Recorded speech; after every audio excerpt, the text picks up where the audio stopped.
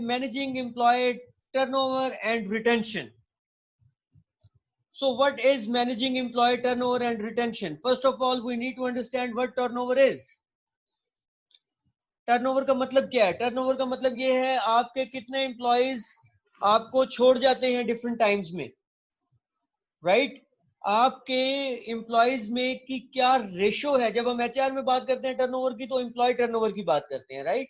तो employee turnover का मतलब है कि how much employees are with you from for example past 6 months, past 1 year, आपके साथ कितने एम्प्लॉइज हैं और कितने आपको छोड़ गए हैं। वो जो छोड़े जाने की रेशो है ना, उसको हम टर्नओवर बोलते हैं, राइट? सो सबसे पहला पॉइंट है cost of turnover.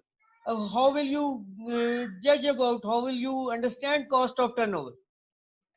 Cost of turnover को कैसे कंसीडर करेंगे? देखिए, दो तरह की कॉस्ट होती हैं, दो तरह के टर्नओवर होते हैं। एक को हम वॉलंटियरली बोलते हैं, एक को इनवॉलंटरली बोलते हैं, ठीक है? अब वॉलंटियरली की जो टर्नओवर है ये लिमिटेड या देखना ये होता है कि क्या ये लिमिटेड टर्नओवर के लिए है या ये बहुत रेगुलर हो रहा है आपकी ऑर्गेनाइजेशन में। In any case voluntarily turnover is expensive for the organization, right? There are tangible and intangible costs associated with turnover as well. कुछ टेंजिबल कॉस्ट हैं, कुछ इनटेंजिबल कॉस्ट हैं जी। मजीद अगर हम इसको डिवाइड करें तो one is tangible and one is intangible cost that is associated with the turnover.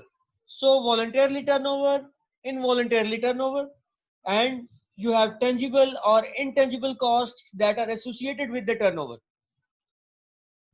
So what do you think, what are tangible costs? tangible costs कौन सी हो सकती हैं?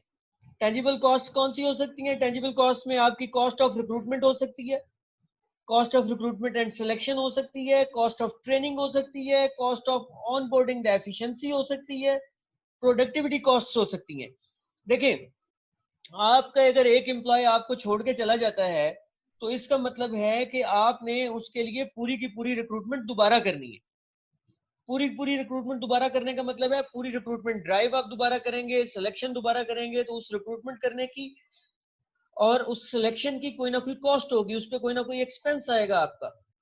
फिर आपने जो एम्प्लॉय दोबारा जो वो एम्प्लॉय नया एम्प्लॉय लेके आए हैं उसकी ट्रेनिंग पे, आपकी ऑर्गेनाइजेशन के हिसाब से उसकी ट्रेनिंग पे आपको इन्वेस्ट करना पड़ेगा।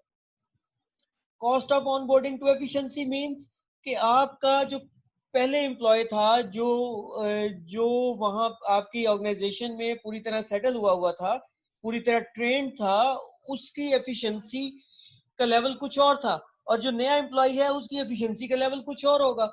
तो it means you will take time to get that employee to reach at that level where your previous employee was. It means you have a cost of efficiency as well and then productivity cost as well. ठीक है कि productivity आपकी उस employ की किस ratio पे थी, इस एम्प्लॉय की किस रेशो पे है, तो आपकी प्रोडक्टिविटी भी इफेक्ट कर रही होती है because of turnover. So this was tangible. Now what is intangible? Intangible can be low morale of other employees, stress on other employees. So ये वो intangible costs हैं जो आपको फेस करनी पड़ेंगी in case of turnover. So voluntarily मैं इसको मजीद बात करता हूँ जी वॉलंटियरली टर्नओवर पे। सबसे पहले तो ये देखें जी कि आपने cost of turnover, I hope you have understood what cost of turnover is. अब हम आगे बात करने लगे हैं managing voluntarily turnover and reducing voluntarily turnover. I hope आपको ये समझ तो आ गई है कि वॉलंटियरली टर्नओवर होता क्या है, ठीक है? देखिए, वॉलंटियरली टर्नओवर ये होता है कि आपका एम्प्लॉय खुद ब खुद छोड़ के चला जाए। इनवॉलंटियरली ये होता है कि आप उसे छोड़ने के लिए कह दें, आप उसे निकाल दें। सो जो जब आपके एम्प्लॉय खुद ब खुद टर्नओवर कर रहे हैं, खुद ब खुद ऑर्गेनाइजेशन चेंज कर रहे हैं, तो उसकी कोई ना कोई रीजंस होंगी, ठीक है? अगर एम्प्लॉय टर्नओवर आपके एम्प्लॉय 6 माह में बहुत फ्रीक्वेंटली चेंज कर लेते हैं, एक साल में बहुत ज्यादा आपके एम्प्लॉय चेंज कर लेते हैं, शिफ्ट हो जाते हैं, तो इट मींस आपका वॉलंटियरली टर्नओवर क्वेश्चन मार्क है, आपका वॉलंटियरली टर्नओवर डिफिकल्ट है, वो ऑर्गेनाइजेशन के लिए प्रॉब्लमेटिक है। लेकिन अगर कोई आपके एम्प्लॉय ऑन एवरेज 2 साल 3 साल रिटेन हो रहे हैं, तो इट मींस कि आपकी ऑर्गेनाइजेशन में वो इशू नहीं है जो आप एक्सपेक्ट कर रहे थे।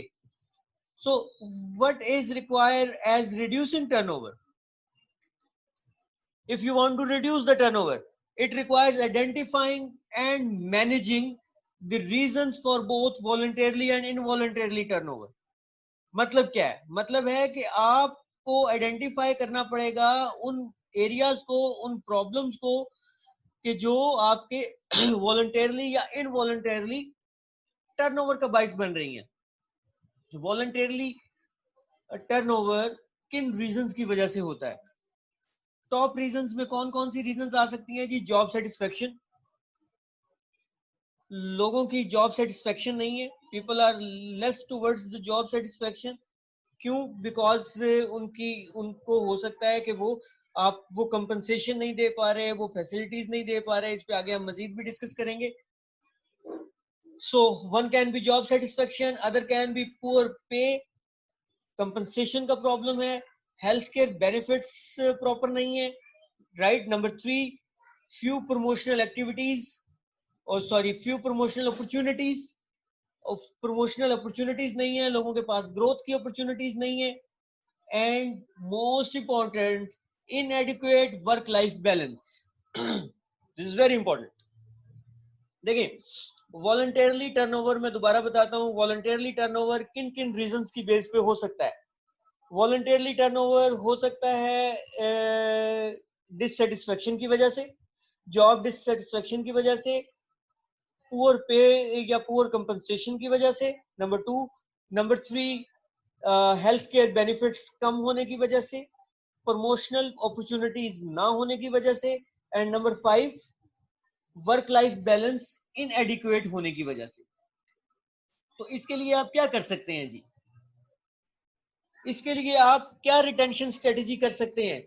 आपने जो भी ये रीजंस आइडेंटिफाई की हैं, जो टर्नओवर का रीजन बन रही हैं, उन पे काम करने की जरूरत है। उनको आपको उन रीजंस को प्लेस करने की जरूरत है toward on the table of the higher management, right. So retention strategy आपकी स्टार्ट ही इस आइडेंटिफिकेशन से होगी।